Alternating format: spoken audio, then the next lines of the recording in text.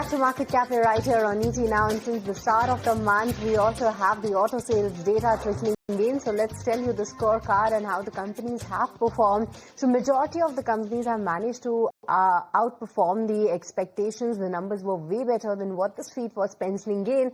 And yes, given the fact that it was the first full month of the GST rate rationalization benefit kicking in, and along with that, October month also marks some of these auspicious days with respect to the festive sales data. But the companies have managed to perform better than the street estimates, and especially firstly, let's start with the passenger vehicle side, wherein Tata Motors did outperform versus the estimates. It's a 27% growth on a YY basis. The numbers came in close to 61,000 of units, so very good set of numbers coming in from Tata Motors PV side. And so was the case for M&M Automotive Division. 24% jump is what the company has reported. The numbers were definitely better than what the street was penciling in. While within the same pack, it was Maruti as well as Hyundai, which did come out with an inline set. So let's watch out for those counters as well. But let's talk about the commercial vehicle side as well, because given the fact that this time around, the most of the cheer was seen in the consumer-facing counters, be it the PV or the two-wheeler side. The commercial vehicle side was expected to do well, but the expectation was not that high. But given that fact, Ashok Leyland has managed to outperform the expectation. It's a 16% jump on a YY basis, while for Tata Motors CV as well, it's close to 37,000 of units is what the company has reported versus the estimate of close to 35,000 of units. Now let's touch on the two-wheeler side. Here in TVS Motors did come out with a very good set. It's an 11% jump on a YY basis, while for Eicher Motors Royal Enfield, the numbers did come absolutely in line.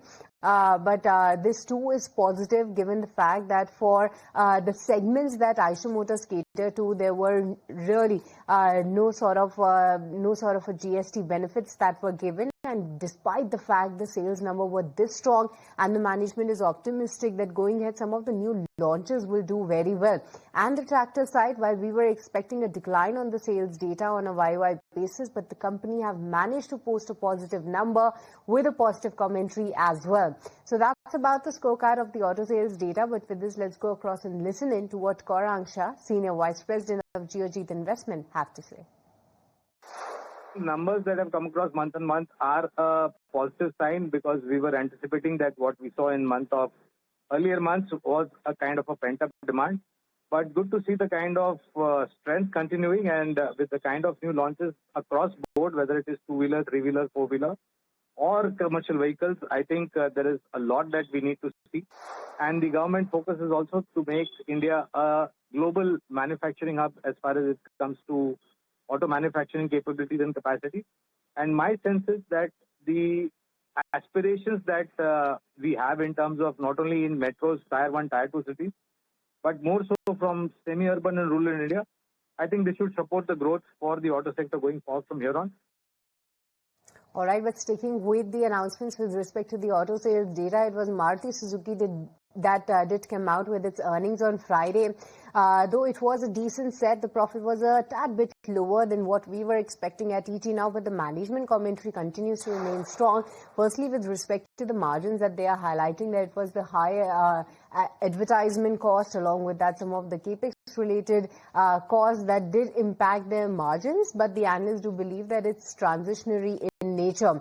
Along with that, with respect to the export outlook, that is very strong, with the company for the full year is targeting close to 4 lakhs of units, and it's almost 7,000 of units is what the company has exported till date with respect to the e-Vitara. The company is very positive that going ahead, the entry-level segment will do well, and it might outpace the growth that one can see in the SUV side. And they are also confident that this can really bring the other companies to rework on their pricing strategies for the second half of this particular financial year. They are anticipating an industry growth of 6%, while the small car segment can grow at a 10% growth rate is what the company is flagging off. And along with that, with respect to the capex, the company does say that the first line of Karkoda plant has commenced production. The second line is on track for first half of FY27, and the decision for the fifth plant will be announced in the H2 of FY26. So that's about the management commentary of Maruti Suzuki. Very good outlook going ahead, and especially they are very positive on the small car segment. Even the brokerages continue to like the earnings. Wherein first up, when we see some of the counters, some of the brokerages like Citi, they have raised the target price to 18,900 versus 17,500 earlier. And even Nuvama has actually gone ahead and hiked the target price to 18,700 versus 18,200 on Maruti Suzuki. So that's a thumbs up from brokerages as well. That's right. So a thumbs up for Maruti Suzuki from brokerages as well. But moving on, Bharti Airtel is set to report its earnings later today, and